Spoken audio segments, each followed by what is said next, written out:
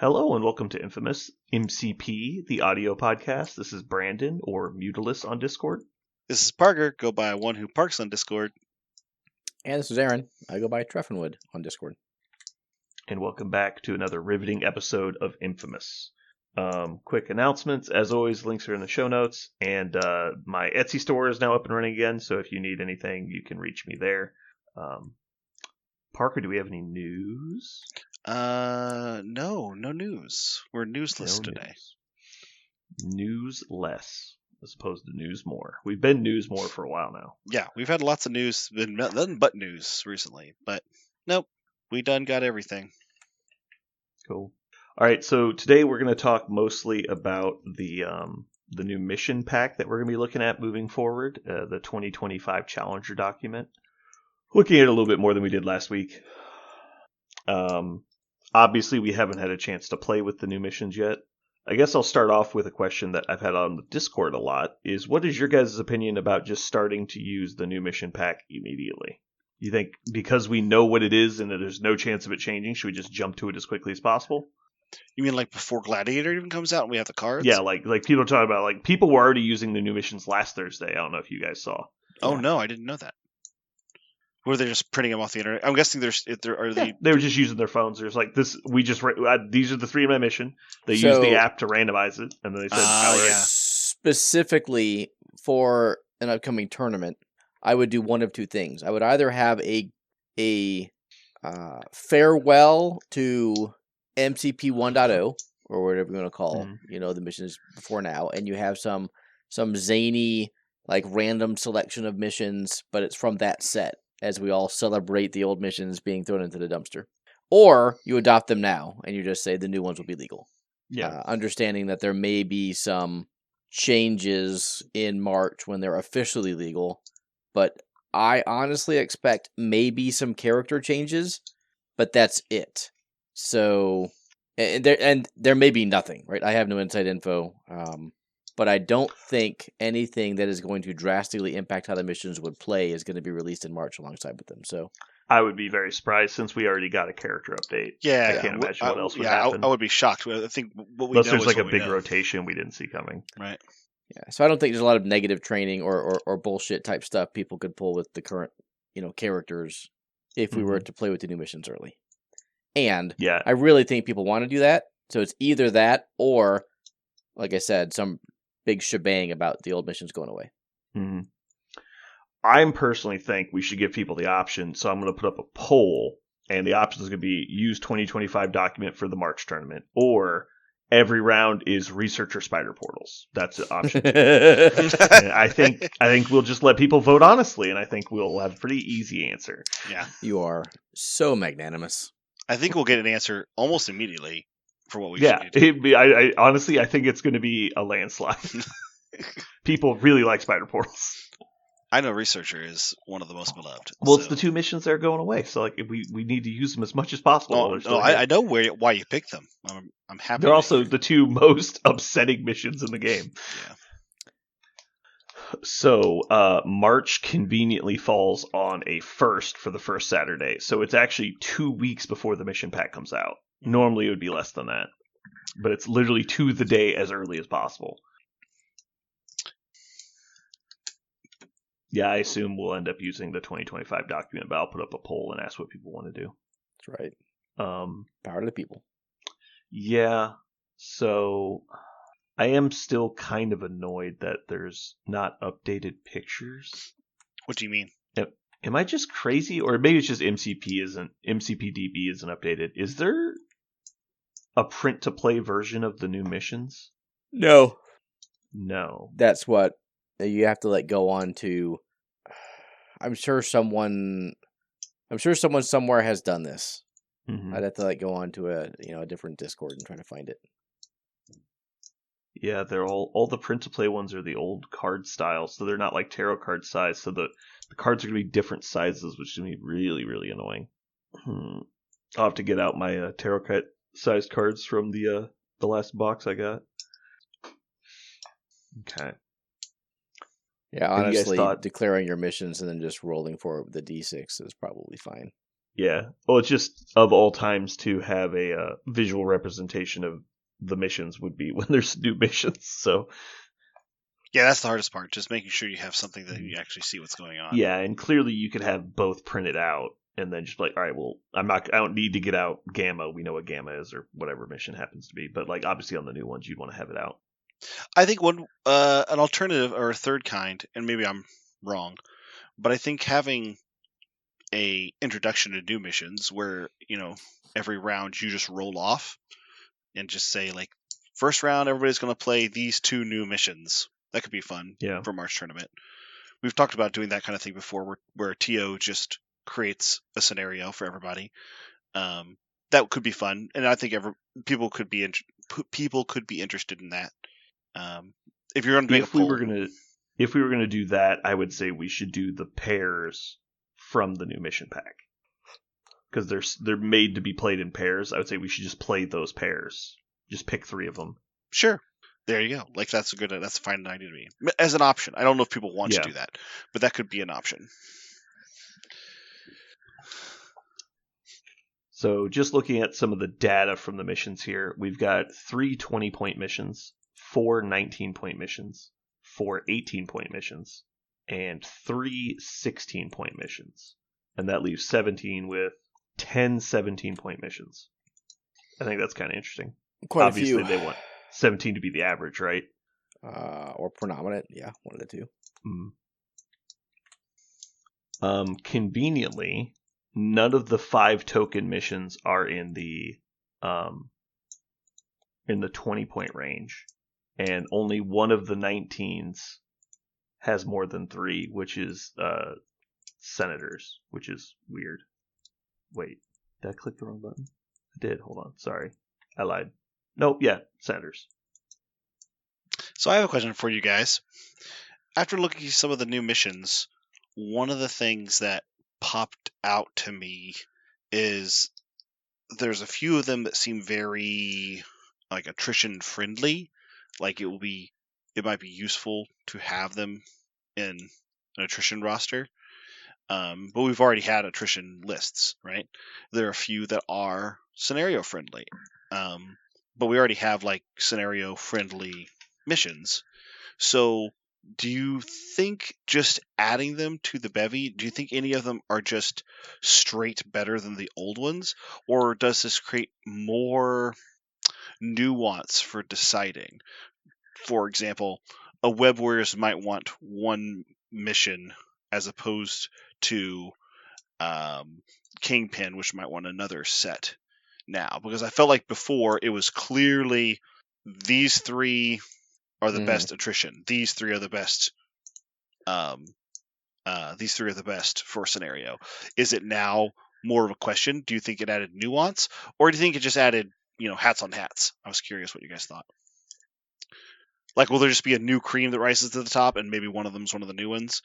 Like, clearly it's the best one, period, full stop. Or is it now like, oh, you know what? Now there's a really good reason to play this with Kingpin and this with Webs, or this with Guardians instead, and this with X-Men because they're both more attrition focused. I do think the new mission pack, based on cursory glancing and not actual reps, I feel like there's a lot more opportunity for the missions to have better uses for an individual faction in the regard of there won't just be a solved answer. These are the best 3 missions in general for like this strategy, because there's so many more missions that are similar to each other. Like the difference, in my opinion, of the old missions having like an attrition mission versus like a middle of the road mission, like the difference was larger. I think like researcher to cubes was such a massive change, or researcher to hammers was such a massive change, that a lot of these newer missions are a lot more similar and less, obviously different. And so I think there'll be a lot more opportunity for like, oh, well, you want to play, the wedding mission, and I want to play the Kree weapon mission. And you're like, okay, but they're similar point scoring, and they're just better for me specifically. I think there'll be a lot more of people making those types of choices, as opposed to feeling forced into like the same 3 missions everybody else is playing. I think I agree for the most part. There is one mission that to me is by far the most interesting one, because I I do not know if I want to play it against a scenario team, and I'm playing attrition. It feels like I do, but there's just so many points on the board. It could just be terrible. That's Terrigen Canister's fuel doomsday device. That's the one that you can be poisoned when you pick. It's an extract, and you can't be poisoned when you pick them up. And while you're holding them, your speed is short. But there's 5 tokens. This one is one of those that I think is really interesting because it's a 5 tokener, so immediately somebody might go, "Well, this is going to be great for my scenario list." But then you look at the negatives, and they're just so potentially ball busting for a scenario focused team. This is one of those that is I love it. I love this part of the mission pack because it is so nuanced. Do you think there is a we used to talk about spider infected. It didn't matter that there were 4 on a D. You never pick spider infected because of how bad it was for scenarios and for attrition. It was just bad for both people to pick. There was not a good way to play it. Is this one similar? There's not a good reason to play this one because it's so damaging to both. It's so potentially dangerous for a scenario focused and a attrition focused. Specifically about Terrigen canisters. I was curious what you guys thought. I think it's their attempt to create a mission that encourages going wide without encouraging like the runaway steal meta. And so I don't know if it's going to work or not, but I think they did a good job trying to discourage the I'm going to take stuff and back up. And because the slow speed plus being poisoned makes it where your models really can't contribute or even really defend themselves. And so I think it's designed to encourage people that want to just have a wide base of models and then still participate in the game. Meaning you'll get scenario points for going wide, but you won't get them for going wide and running away like a ninny. You have to go wide and fight. Kind of like Senators tried to do, where it's like, oh, we can only move once, and so you can't just like double move to the corner. But I don't know if it's going to work or not. I feel after reading the mission that was their intent behind it, but I don't know if it was or if it's going to work. That's how I feel after looking at it. Yeah, this one is reminiscent of Senators, and you cannot score as many as you can technically on Senators, right? That's interesting. You can only pick one at a time, like Senators. Interesting. I do like your posit that you cannot safely steal this, right? There's one character in the game I can think of that gets the same backup as he does normally, and that's Cable. So like Cable and X-Men or Avengers can move, body slide, pick up that center, and then move back at the same speed to see what's going to anyway. So that's interesting. But all other stealers like Angela and Namor. You mean safe grabbers? Yeah.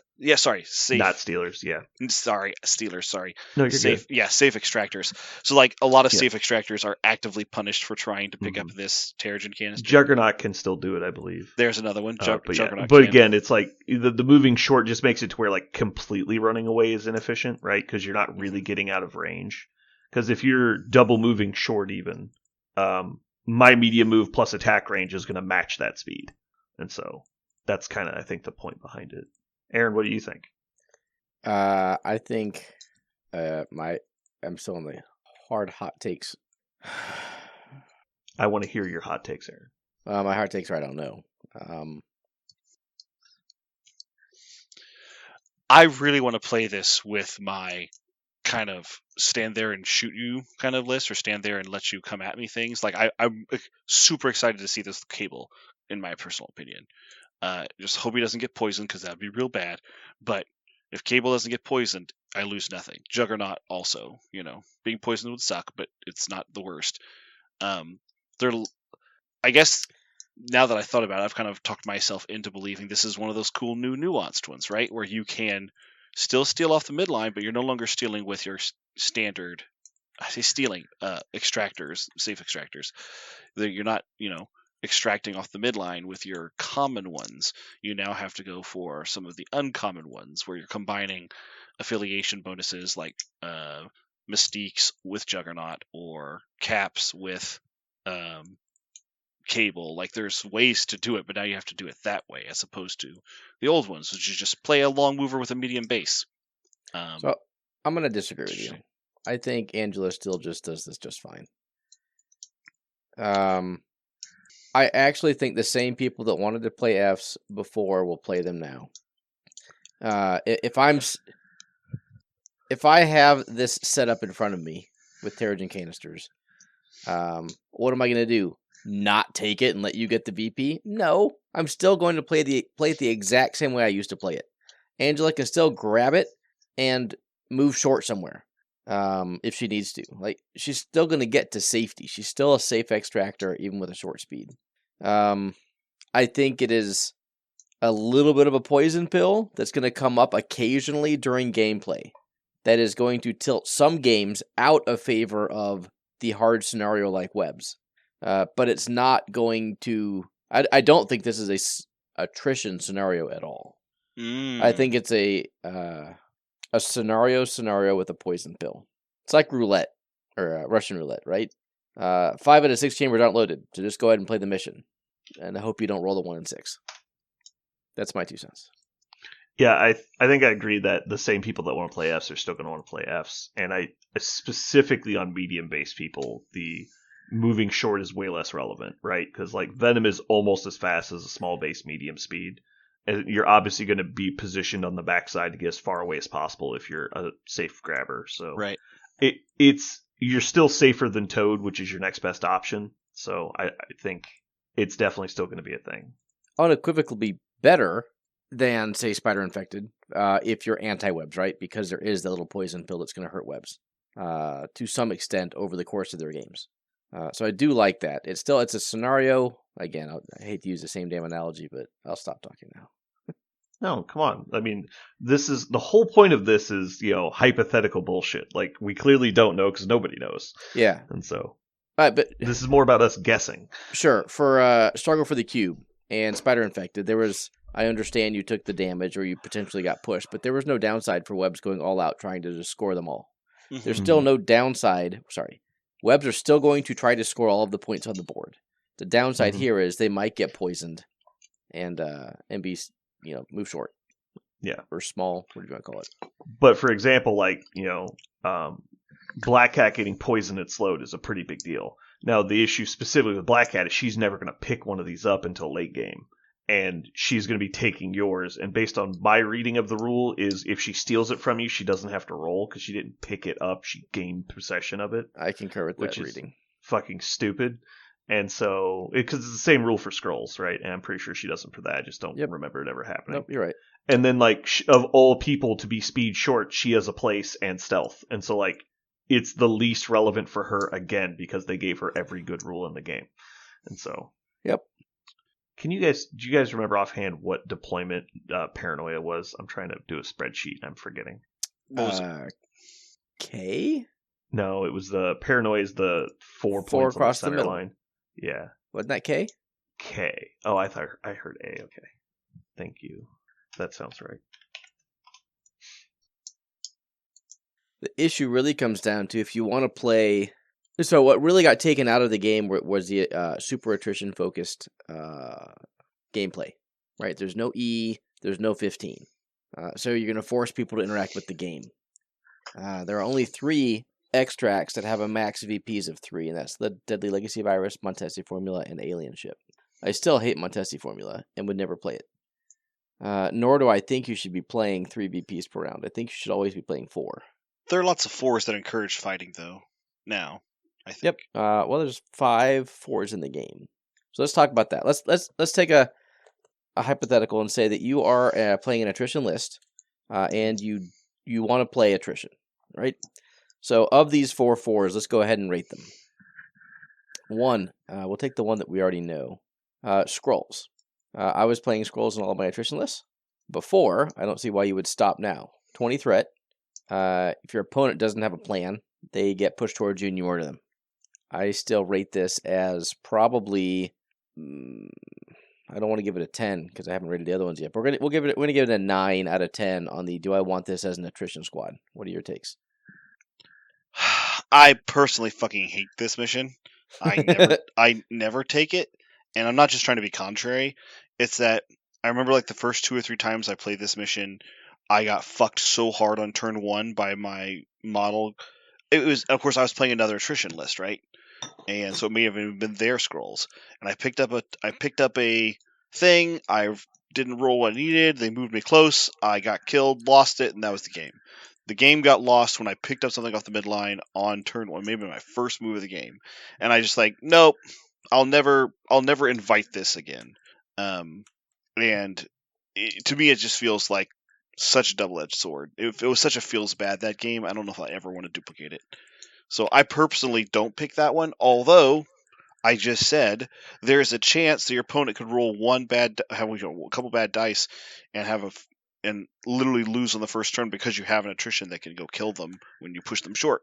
So if you're willing to take the chance, but Again, if you're playing scrolls, have a fucking plan. Don't take a chance. Like, who's going to Right. grab your scroll? It's going to be Toad. It's going to be a long mover. yeah, Yeah. you can Roll dice and pray is never a fucking strategy. Yeah, right. especially the midline scrolls. Yeah, that's what your I'm back talking about. one's Safe yeah, to Totally a lot of people. different. You should be okay there, but Yeah, if you're playing scrolls, it's because you have one of the safe extractors. There are like half a dozen of them, depending upon your leadership. So yeah, and I guess Which that's the mission were we situation talking that I would about? take. Sorry. say again. Which mission were you asking about? Scrolls. Scrolls, infiltrate, Scrolls. world leadership. I will give this. If you have a safe extractor, I will also give this a 9. If you don't have a safe extractor, I give this a fucking 1. Never play it. I hate it. You seem very specific. I really, really, really hate how dangerous this one is. How you feel about Montesi, Aaron, is how I feel about this one. Okay. Which I feel is you can get potentially so unlucky instantly as to lose the game. I hate that. Okay, so we're rating all these on a scale 1 to 10. For an attrition squad. For an attrition Yes. squad, we're looking Yeah. at the extracts, specifically the ones Four that pick up white 4. extracts. Do we want to do this for both ways, or We I, had a question about attrition. I'm doing 4 wide extracts. After that, you can do what you want. okay? I was just going to record our results, and so if we're Okay. not going to have a similar formatting, I won't bother. Well, it's up to you. All right. For scrolls for fighty mission, Mhm. I'd probably give it a 7. Yeah, 7. Any commentary or just a number? I think you guys talked about a lot of it. Obviously, the pushing, some lists will be ready for it and others won't, because some people will have their quote-unquote safe grabbers, but they don't take into account the ability to get pushed. Because like you said, like if there's a lot of people that like barely get away, kind of like Cable does, where like he kind of gets away, but moving short forward basically means he didn't get away. But yeah, Toad's kind of similar to that because he has to double move to get the medal. Yeah, I think if you're playing against somebody who doesn't have an answer, like a hard answer for the mission and failing the roll, and you can punish them for it, then yeah, it's awesome for a fighty list. But other than that, I think it's mostly a non-scenario. Outside of first turn not being prepared, it's really a non-scenario. Which again is good for an attrition list. Right. I get It's just mine, that you get it's- yours, and now we fucking fight. The only problem I kind of have with the mission is it's a double center line extract, which I just generally do not like on principle, because there's not very rarely it will happen, obviously, but there are missions where you'll just line up, your opponent will have like Nick Fury, they'll win prio, you won't be able to punish them, and they'll just pick up both the extracts, and you're like, cool, I'm down 3-1, and I have no answers because I chose not to play a meta list. And it's like, I don't like that being a mechanic in the game. And so the answer is play meta stuff, but I don't like that being the answer. Okay, I will. I'll buy your criticism. Okay, next. It's so weird. It's so weird. You're not wrong, but it's so weird to hear someone say Nick Fury is meta. You're not wrong. No, it's not that he's meta. It's that I auto lose if you have that. Yeah, you're saying. Or if I don't have safe extractors and you have stealers, you just run them next to me, and then you steal my shit and leave, and there's nothing I can do about it. I get 1 die roll against your model to try and stop you from winning the game on points on turn 3. No, if I miss it on the first turn, there's nothing I can do about it. I get what you're saying. You're metagaming the idea that if you ever see this on the midline, then he can go up and get both. I get it. Especially now, like we've got what is it, the Black Widow 3 that can also choose to place the extract. Like you can sacrifice a lot of resources to making sure you get those tokens. Mm-hmm. Now, is it worth the lives of your people? Maybe not, but sometimes it is. Yeah, what's next, Aaron? Okay, next, if you don't like being pushed, but you like the J, can I sell you on ship security breached in Royal Rescue? It is exactly the same, except there's no fucking rolling and there's no pushing. And if you interact with an objective token, you gain a power. Hold on, What is this a mission? secure? Oh, this is the one that's not legal. Never mind. Yeah. Oh. Okay. I was Okay. also looking for it. I was like, where is this? Never mind. Okay. Reset. I also did a data breakdown. I posted it in the channel if you guys want to look at it.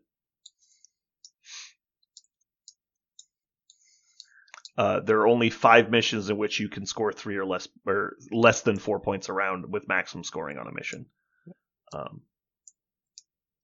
So next up by point total, I don't know if you're looking at the next one, Aaron. Inhumans? The next one I show would be Legacy Virus. Yeah, no, we're only doing the 4. The 4s. The 4s. Okay, then yeah. Okay. So Inhumans deploy advanced weaponry. It's an 18 with the super new O setup. And O is similar to the old K. Okay. I'm just letting people know that don't have it in front of them. Yep, there's 2 on the left and 2 on the right, and they're both center line. They are very close to one another, though. One's 3 and one's 5 in.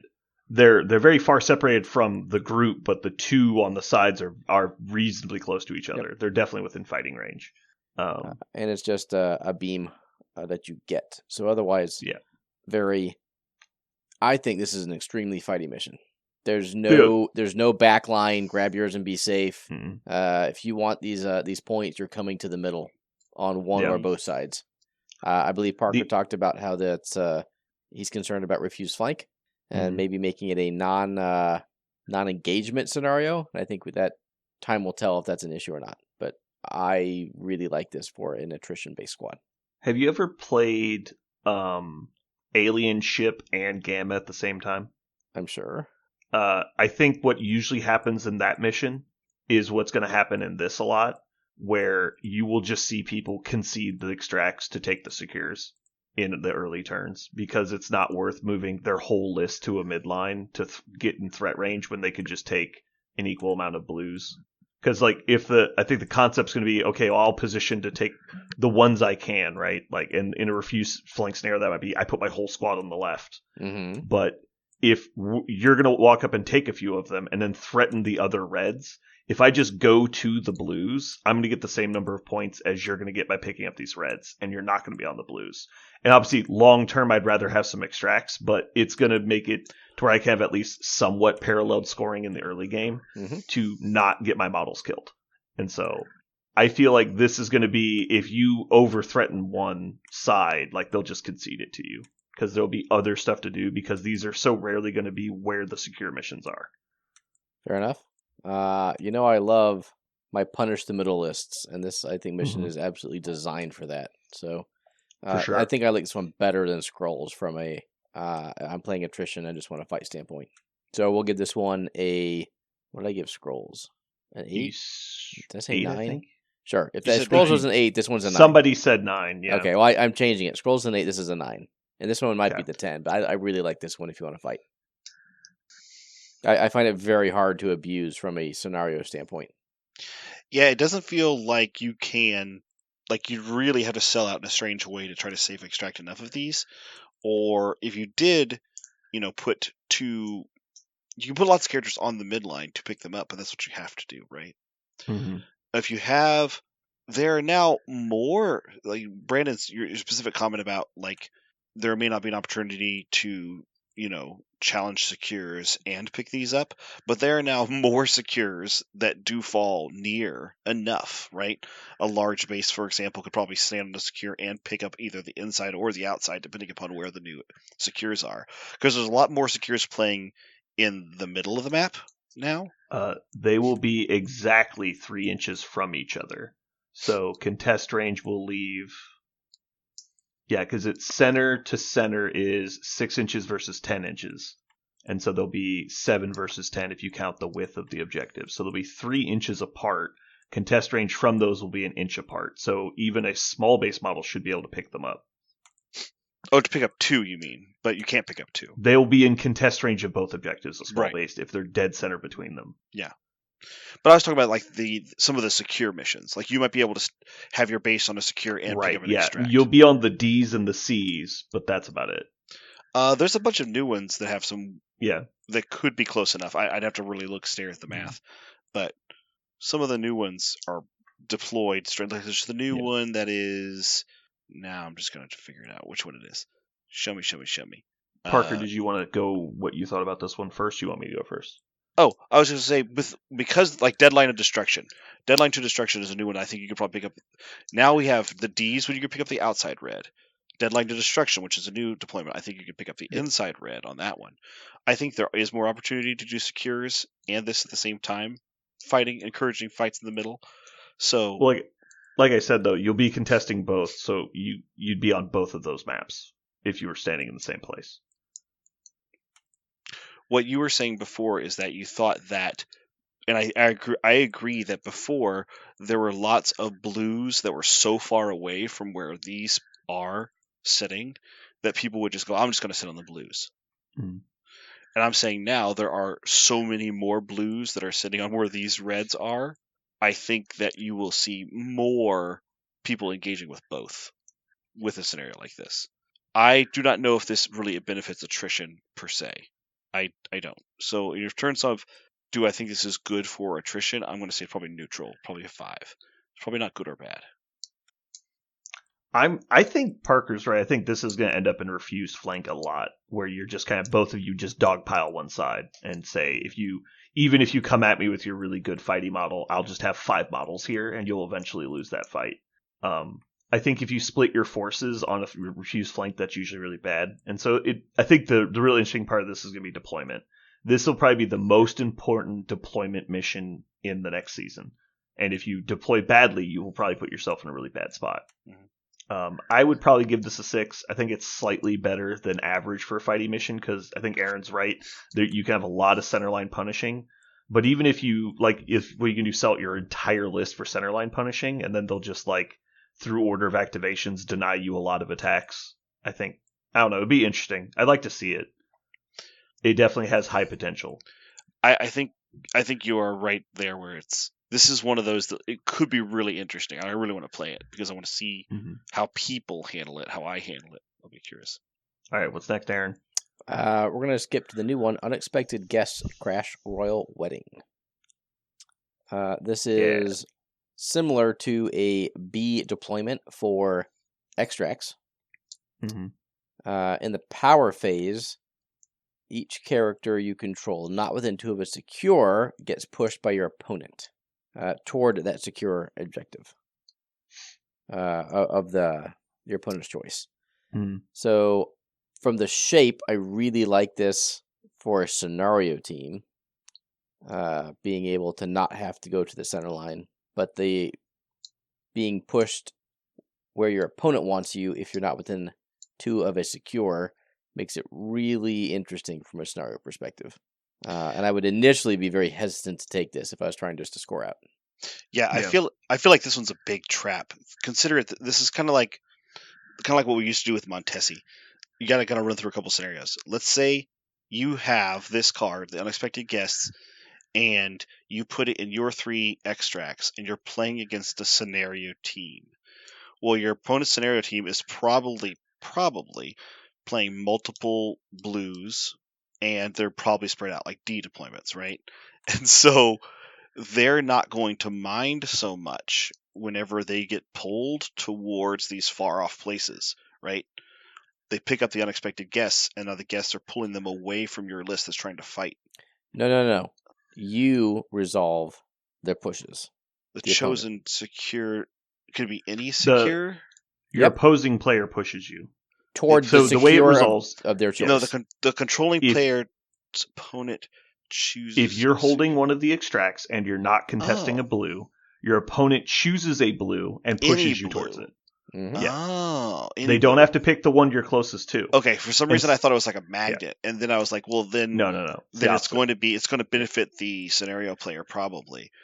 But in this I case, also believe it'll actually end up benefiting the scenario player because a lot of them do scenario play with board control, and so all it's going to take is a random web line or a throw, and it's like, oh, I push you off this point, and now I'm going to drag you over to this other point on the other side of the table to get you further out of attack range. Yeah. Because the scenario players are, the vast majority of their models are going to be on points all the time, and their goal is to get you off the points. And so I think it's going to end up triggering on a fighty player more. And I think the goal was, again, deny running away, right? It's like, oh, you're not contesting the secures. We're going to force you back into the map. Mhm. But I think what actually is going to happen is the opposite. It's going to end up hurting the other person more. I don't know that I completely agree with that, but I think you have to have a plan. Mhm. For instance, last game I played, which seems like forever ago, it was pick up the extracts with my tanky 3s and send my fighty 4s to get theirs. And that plan would work well here, right? My fighty 4 isn't going to have an extract. You're never going to push it away from you. It's coming no matter what. But you have to have that game plan. Yeah. I think this is the biggest question mark I have on who wants to play this right now. I would still lean towards attrition likes this better, but I really have a question mark about it. How about this for a random line of play? Is you got your tanky 3 sitting on one of your back blues, and I webline you towards me as the last activation of the turn, knowing that I'm going to, or my last activation turn, knowing I'm going to have prio because you dazed some of my models. Mm-hmm. So I drag you off the point, then we go to cleanup. You then get pushed towards me, who immediately steals your objective and double moves away. Yeah. Or not double moves, single moves. I think this is better for scenario, but I still have a question. I feel like this could be, because scenarios relying upon control a lot, and this is control on top of control. Also, there's one thing about this one that I think is really crazy, is it benefits your control twice, right? Because you would love you're getting double dips on control. Right, because you like, could you imagine your 5+ threader who usually loves picking up extra? A lot of big models like to pick up the extract because they're better at holding on to them because they have deep health pools or defensive. Yeah. And so this one, you're like, okay, I'm going to push this model or throw this model or walk this model off the point, and now I'm going to do it again. I'm going to send your big crazy guy to Timbuktu, like GTFO, or get in, come over here, right? Because I want you to come into my list where everybody can focus you. I feel like it benefits probably wide scenario, probably, but there's still only 4 tokens. Like, that's not great. Like, it's Aaron, I swayed myself. I'm back on the attrition side. Okay. Oh, really? There's some dirty shit you can do with this. There is, but go ahead. So you just play like Gwen or anyone, like you play Venom or Omega Red, and you're just like, my last activation, that guy, and you just drag their extract model medium forward, and you're like, cool, and then the cleanup gets pushed towards me, I have prio, he's just dead. Like, you just assassinate their extract holders. Now, if you have prio, that means they should have waited to go with that person until after you tried to pull them. But they can't with all their extract holders, though. Well, I mean, you're correct. Yeah. Yeah, they are spicy. Yeah, whoever has 2 of these is going to lose one of them, right? Mm-hmm. If you're playing a fair amount of control. Yeah, I think this one is a high skill cap mission for sure. The person who has the most experience on this mission is probably going to have an advantage. I'll also say this: I feel if you have a lot of controlling effects in your list, that's going to be the player that has always a tool to mess with you as long as this is on the board. So if you have control in your list, or if you like to play control, this is just more control, more better. But there's control attrition and there's control scenario. So I think whoever has, the better play is probably going to win in this one because it is still just 4. Okay, I'll give it a 6. I'm going to say 5. I'm going to give this one 5 as well because I think it's neutral until I see it abused by somebody. And for this deployment, it's literally just F without the center. It's the exact same measurements. Okay. Last, we have Fear Group's World for Hammers. I don't love this as an attrition team because, if anything, it helps my opponent try to get back on par with my attrition. And these games can always just be swingy as fuck. And if I think my attrition's already better than yours, why would I make games swingier? So I don't love it. We'll give it a 6. I'll keep this nice and short. Worthy is well documented in this podcast. If you're ready for it, it is amazing attrition. If you're not prepared for it, specifically with models to take advantage of it, it's terrible. It's wonderful how many people look at this and go, "Oh, my rapid fire model loves, hammers, or my Wolverine loves hammers. I'm going to always play this." You're like, well, yeah, every model likes +1 attack dice, but not every model actually abuses this scenario. So, this one is actually maybe a good exemplar for how some of the missions could go, where eventually we'll find out it's less about a type of list and more about a type of model, because that's what I think Worthy actually is. It's about a type of model. So yeah, if you've got like a Sorcerer Supreme or Ghost Rider type model who is an amazing Volt and mobile and can utilize not only the damage but the extra power generation from the damage, it can get on a pain train that's hard to stop. So for that, I've always loved this for attrition. If you're specifically planning mobile attrition, which generally mobile attrition does better against scenario also. So I actually, for attrition, I think this one's probably a 9, but that's if you're playing the models. But I think you should be playing the models if you're trying to beat scenario. Yeah. As Parker said, I'm well documented not liking this mission, being in the game in general. I think the really bad offenders have been taken down to the point where it's not as bad anymore. Like pulling hammers against Thanos was basically an auto loss in my opinion. Like it was like a 5% success rate to beat Thanos on hammers if he has priority. Like it was really dumb. But yeah, I think I would give this a 7 in the current meta. The only reason I used to rate it lower is because there were so few even numbered extracts, and now there's a ton of even numbered extracts. I think I would rather play this than any of the other 4s we talked about, except for Scrolls. Okay. So if I was to play 3 of these 4s in my attrition list, it would be Scrolls, Inhumans, and Fear Grips for now. I think I would agree with that. The only problem I have with hammers is that it's a chaotic mission, and there will be just points in the game where the natural swingy dice of the game will just kind of determine a winner, and that's always unfortunate, but it's what it is. Fair enough. Parker? I always do the mobile killers, so I'm a big hammers fan, but I play for that on purpose. So I do hammers. I will try Inhumans deploy, because I want to see how that goes. I like punishing midline. And my third one would probably be Unexpected Guests at this point. But you know what? No, I probably can't do that because I don't like playing a lot of controllers. I never do. So it's probably, man, this is hard. So I guess what was the last one? Goddamn Scrolls. I'm not gonna lie. We just listed off that Scrolls really wants somebody who can plan to pick up the midline. Fear really wants. Scrolls is literally my favorite mission on this list. I know you had a bad experience, but you got to try it again, man. Well, it's because like you guys said, I had to walk forward with 2 actions and pick it up, and that was the end of the game. Sure, but I mean, I would argue at that point, because you had lacked experience in the mission, you didn't realize that was a bad play. And in hindsight, with experience, I think you would have just chosen to not do that and been fine. Because it turns out giving up a victory point is less bad than giving up a model. So and you just didn't know. Right. So I feel like maybe if this is great like design from the game perspective, I feel like you need 3 models to do each of these well, or at least 1 model to do each of these well.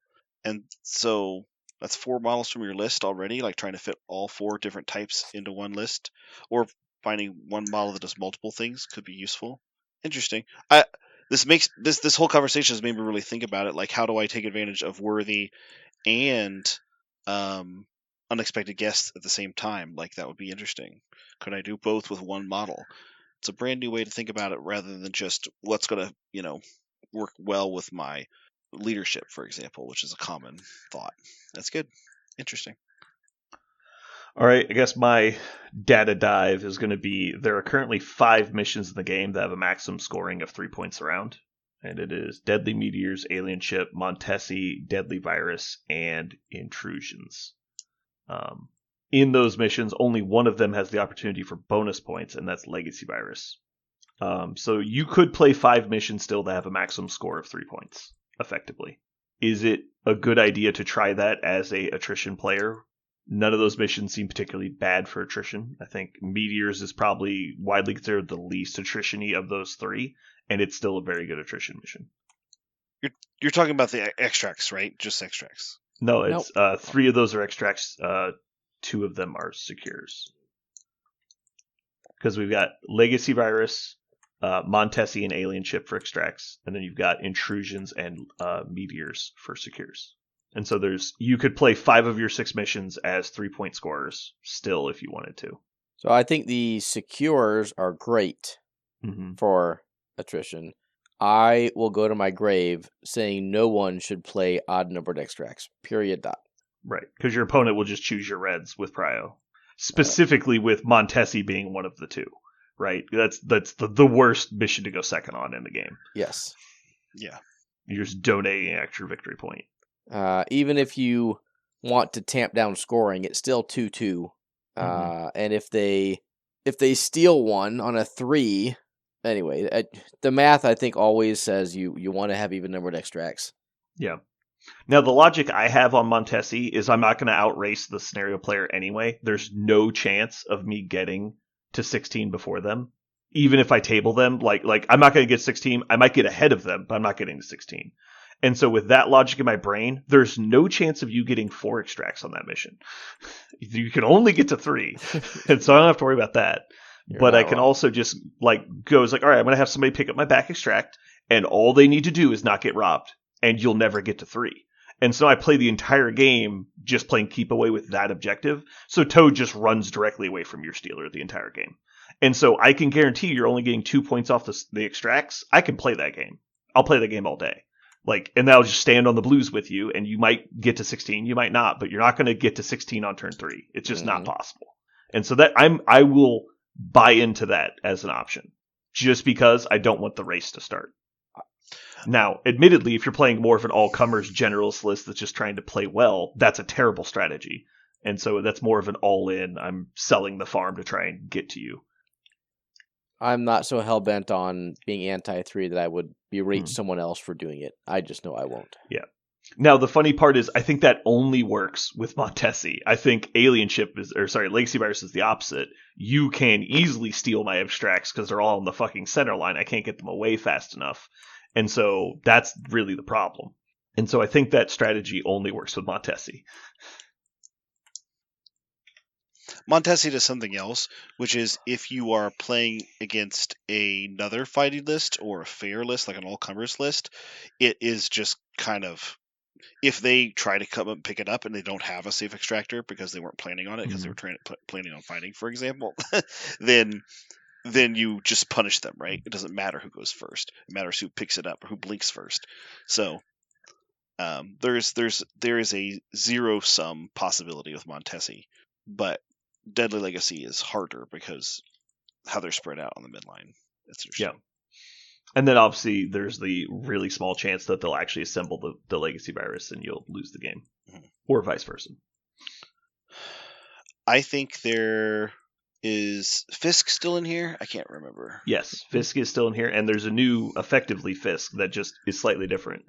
Honestly, I think my current plan for attrition lists is I'm just going to play both of those and probably Intrusions and see how that goes. I don't know if I like the new... You don't like the new one? No, the new Fisk. The new one is Wedding Party. Doesn't it start off pretty far apart? Isn't that how it works? I believe they're the exact same. No, it's R. So it's, where is it? Wedding Party. They are range 2+3, so they're 3+6. They're 9 inches in from the edge, and normally they would be, I think it's 10. I don't like this one because there's an opportunity if you're fighting to lose 4 victory points all of a sudden for not a lot of effort on your opponent's part. I would be nervous for that to happen. Whereas before with Fisk, it started off so close together, and there was such a huge penalty for gaining the Fisk token that you could allow your opponent taking it was not the end of the world, because they were going to lose something for that effort. They were going to lose power. They were going to lose health. They were probably going to put themselves in a bad position because they couldn't get far enough away from me. The fact that they can, Okay. the fact that they can manipulate it probably enough to just all of a sudden score 4. Ugh, that'd feel bad. I think Fisk is No, still yeah, super I safe, definitely but agree with you that that is an issue, and you definitely have to be present on the board to make sure that that's not happening. And sometimes your opponent will score 4 when you wanted them to score 0. It's going to happen. But there'll also be turns they wanted to score 4 that they score 0. And so I think it's more about when you do get that big breakout turn, you can completely shut them down. It's like, you now score 0 points because I have taken control of the middle of the board, and there's nothing you can do about that. And I think those turns are what I'm playing for. And much like with Montesi, I can position my list in such a way to guarantee you don't get 4 points on secure. I can dominate one side and say, you're not getting this. Your max points on secures is 2 this round. And I can't do that with Infinity Formula or, Riots or any of those. Like, it can just get to the point where it's like, I was so strung out, he won in too many places, and I just can't do it. If we're playing one of these, I can consolidate my forces, and I can't do that on the spread out missions. Like on Scoundrels, if you pull Scoundrels, obviously you wouldn't be playing Scoundrels as an attrition list, but like, I can't stop you from scoring 3 on Scoundrels. Like, it's just not going to happen on most turns.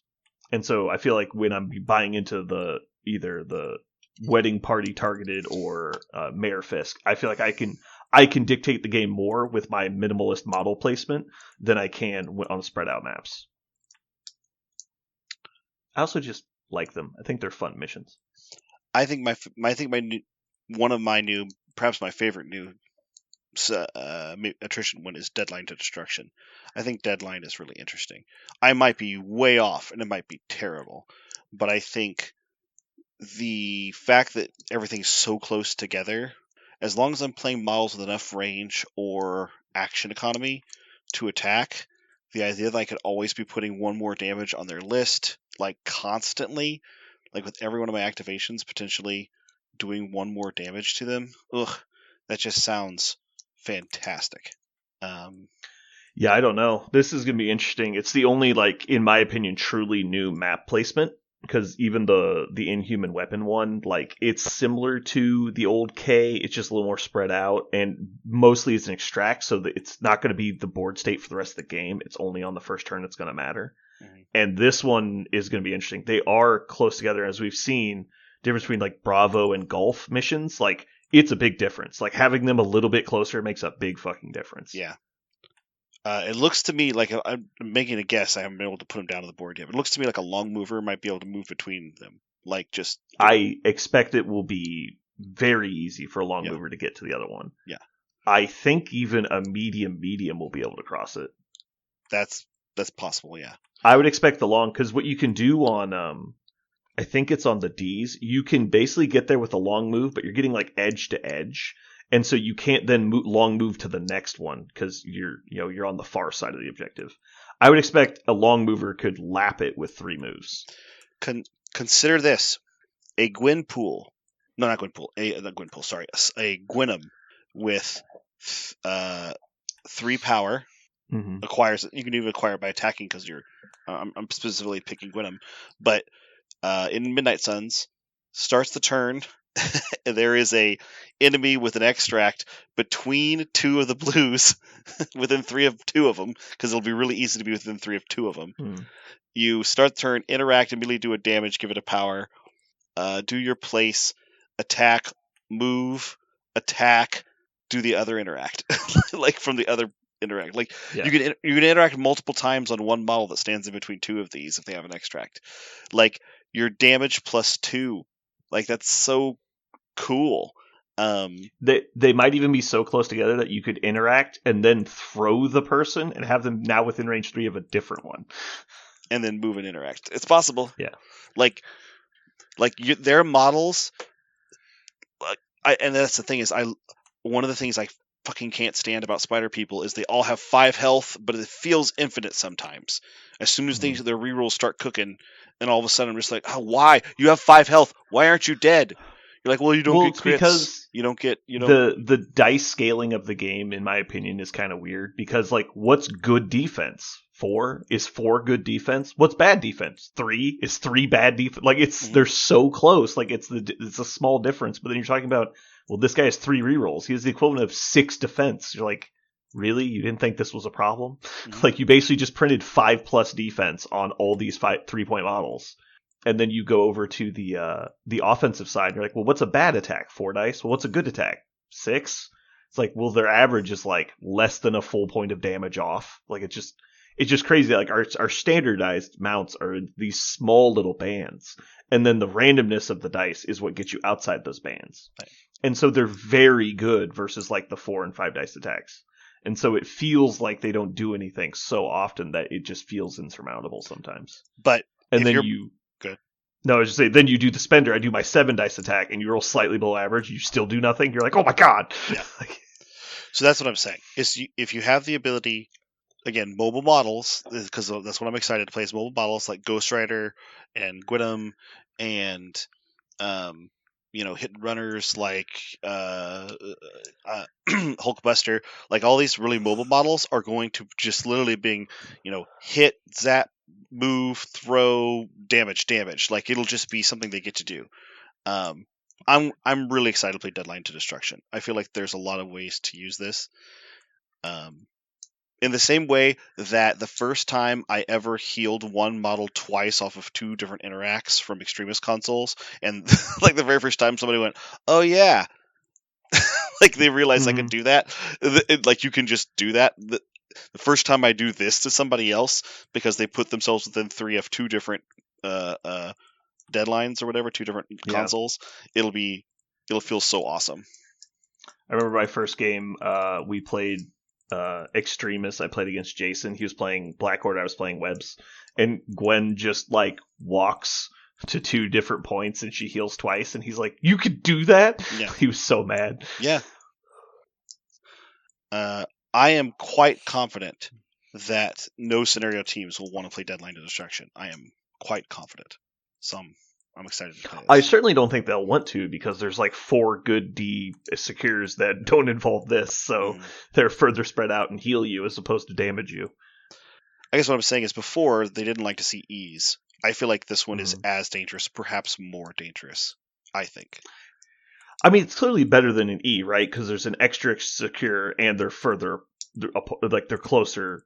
It's closer than this is because these are definitely more spread out. But it's definitely better than having an E in the game for the scoring teams. Mm-hmm. But it's still favorable for the attrition teams, right? Does that make sense? Yeah. Aaron, you said nothing about Deadline to Destruction. Are we just 100% right? Are we so right that you can't handle it? You're both right and not right. How? I'm not left. I know that, so I must be right. You think an extract team is just going to love this? Just going to be like, "Ooh, we love this." I think this. it's middle of the road. I think this is a compromise to not having demons. I feel like this is a 10 for attrition, but I'm really. Crazy. Whoa, I don't think that. Okay, no. Is this more? Go ahead, Aaron. I say I don't. Again, I like this one a lot. Just like Inhumans. No. With the weapons. No. Okay. Oh, it's not because it was one of the 4s. Terrigen canisters, right? It looks. Is that the poison one? Yeah, it's the poison. What I call the poison pill, which is actually poison. It looks good. In this case, it looks good for attrition because there's the poison pill of drop your extracts. But what if I don't? Right? What if I just use that to gain power? Oh no, I took a damage. I think this might be extremely balanced. Like I don't know if it really favors one or the other. It's going to be interesting. I think it will take some playing to figure out who's going to win this mission. Yep. I obviously activating a model with an extract early in the turn feels really dangerous, right? Because you're just everyone starts interacting every activation. You're like, oh shit, and all of a sudden you've taken 4 damage and you had to drop your objective. Yeah. I will comfortably say wide lists want to play this. Either way. Yeah. Because you'll either have enough extra people that you won't have to stand on the blues, or you'll be able to interact on all your opponent's models. Yeah. Oh, God. Juggernaut would be amazing on this, because you just don't take the damage. Get Juggernaut with like 3 extracts, and he's just like, what? Screw you. I have all the points. Yeah, he has to find a way to pick up all extracts. There's a lot less. How many missions can you now pick up more than one extract? Is it just hammers worthy and cubes? I think it's just those two, right? I think that's it. I haven't looked, but I know a lot of them say no. All the new ones say no. I know that. Do they all? You checked all of them? Okay. Yeah. Legacy virus, obviously. Ah, there you go. Legacy. Yeah. So all the civilian tokens. Yeah, so there's at least 3, but I think that's it. I think that's it, yeah. Yeah, I think that's it. You play all 3 of them. You can. I don't know how good that is. Yeah, I think my 3 now for attrition are Fisk, Deadline to Destruction, and probably Meteors. Yeah, Meteors. Those 3 feel really good. Yeah. Back to my point on the new Fisk alternative mission. I can't remember the name of it to save my life, but it's also like the fact that it's all centerlined and that there's nowhere you can stand to get points other than the middle of the table, and that's entirely up to me to choose that. I like that. I like that a lot. I just want to play the game, and both of those missions for sure opponents play the game. Yeah, the very first day you talked about this is one of like the kaiju missions. It feels much stronger because Fisk didn't feel like a great kaiju mission because when your kaiju got stunned, unless they were immune to stun specifically, it was kind of a huge problem. With this one, you don't get stunned. So if you capture it with your kaiju, you lose a power. Who gives a shit? So I do feel like for people who like to play kaiju, this is a good kaiju mission. I agree with you. And that is an attrition style. So they did dumpster one of the best immune to stun models. Yeah. Well, you can still play Thanos. Might play Black Water now. You just also will be lobotomized, just like Thanos was. Okay, I got a final question for you guys. What extract mission are you most excited to play from the new missions? New extract? I think I'm going to be wrong, but it's Inhumans Deploy. It's the only one that fundamentally changes everything about how you have interacted with the game up to now. It's much like Researcher. It's its own game. It's like a mini game. Yep. I might end up hating it because of it, but it's the one I'm the most excited to test. It's definitely the one that is most intriguing, I think. Parker? I think it's the Terrigen canisters because I really want to see if it screws with scenarios or not. Maybe it's just not good enough to be taken, but I feel like because some attrition lists took Senators on purpose because of what it did to you, and I feel like this one is just Senators -1 plus the possibility of getting poisoned. I feel like that's just better. So Terrigen could be just better Senators for attrition lists, and people did that. So I think it's probably Terrigen. I want to see it. I'm going to take Unexpected Guest Crash Royal Wedding just to be different. I think the pushing is actually going to be kind of interesting, and having to plan your turns out very far in advance because of that. But yeah, I think a lot of the new missions look good. So then, second part, what secure are you most excited to play? I will start with Parker because I know which one he's going to pick. Yeah, buddy. I'm all about Deadline to Destruction. I want to do it so bad to people. So bad. So I want to do 4 damage to your model that's already activated and it ended up in between 2 blues. I want it to die because it had 1 damage on it, and I just keep bouncing back and forth and killing it without rolling a dice. That sounds awesome. Aaron? I'm probably going to have to agree with Parker. Ooh. I mean, the others are all pay to flip bullshit, so. Yeah. Clean sweep. Deadline to Destruction. Sounds like a freaking Megadeth song. It's awesome. All right. And I think we're all in agreement as well. Clean sweep on best name of new mission. Ooh, I don't know. Hold on. Deadline to Destruction. No, not by a far shot. Not a clean, dirty sweep. Dirty sweep it is. We left some shit on the ground. Which one do you like? Dirty sweep. It's a Cincinnati hand grenade. No, wait, it's a Oklahoma City hand grenade. That's the name of it. Parker, you should Google that. I'm not Googling anything. Nobody at home Google that. I like the Cron Crystal. Cron Crystals. Yeah. I also think it's going to be a fun mission, but we'll see. I don't want to play against this one. but I think scientific samples found in Discovered Universe. I think it's cool that the name of it actually also works, because if you're holding one and you roll a skull, you get like scientific, like that rule in the game. The skull gives you a power. I don't want to play against this mission because I think it's pretty mean. Yeah. But I do like that the title actually is in the rules referencing another rule in this game. I think it's cute. Despite Senators still being legal, I think the scientific sample is going to be the next Senators, where nobody plays it because they're so afraid that like the boogeyman will get them, even though the boogeyman aren't playing it.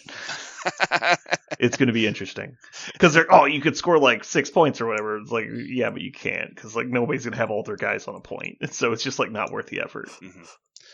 Yeah, it is.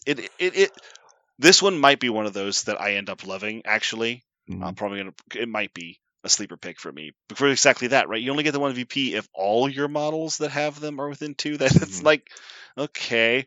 Like, but it's just so easy to get that messed up. Right.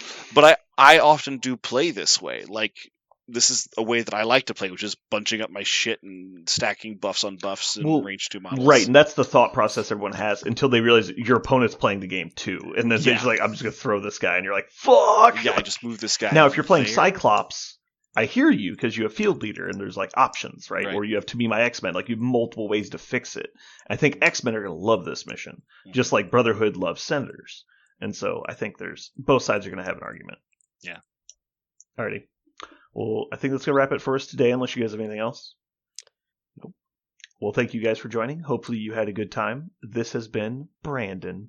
And Parker. And Aaron. And you just listened to Parker's Deadline to Destruction birthday party.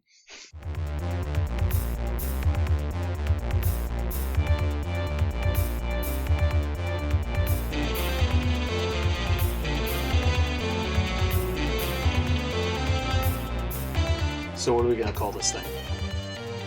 I got it. Okay.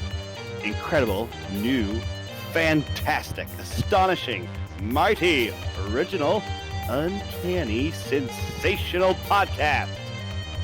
I'm just going to put down infamous.